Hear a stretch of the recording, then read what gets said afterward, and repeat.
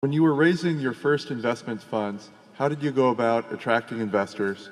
In my case, I'd moved back here from New York in March or so of 1956, and a few members of my family said we'd like you to manage our investments just like I did when I was selling securities out here before I went to New York. And I didn't like being in the security selling business,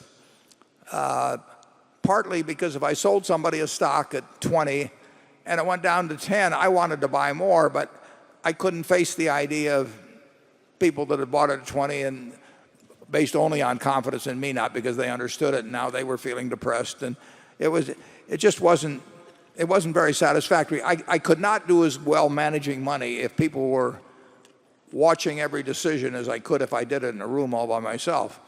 So I just told these 7 members of the family, one of them actually it was my roommate in college and his mother, they came in also. I said, if you'd like to join up in a partnership, I'm not going to tell you what's going on, but I will tell you that I will be doing with my own money what I'm doing with yours. Later on, I put all my own money in. And it just was very slow. A few months later, Graham Newman that I'd worked for was liquidating, and a fellow named Homer Dodge asked Ben Graham what he should do with the money he was getting out of Graham Newman. He said, this kid used to work for me and he's okay. And so he came out and went in with me, and another fellow late in the fall had seen the notice of partnership formed in some legal paper, and he said, what's this? And came in with me. And we just stumbled along. And for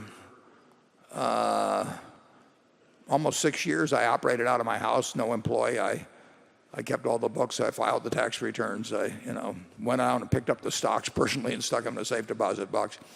When Charlie came along, I kept chiding him about the fact I met him in 1959, and I said, law is okay as a hobby, but it's no place for a man with your intellect to spend his time.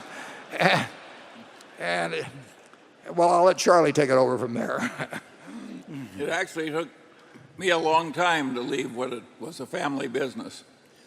And so any of you who are having a slow time accepting good ideas, should be cheered by my example, because it was some years after you started working on me, and you pounded on me, and I slowly got the point.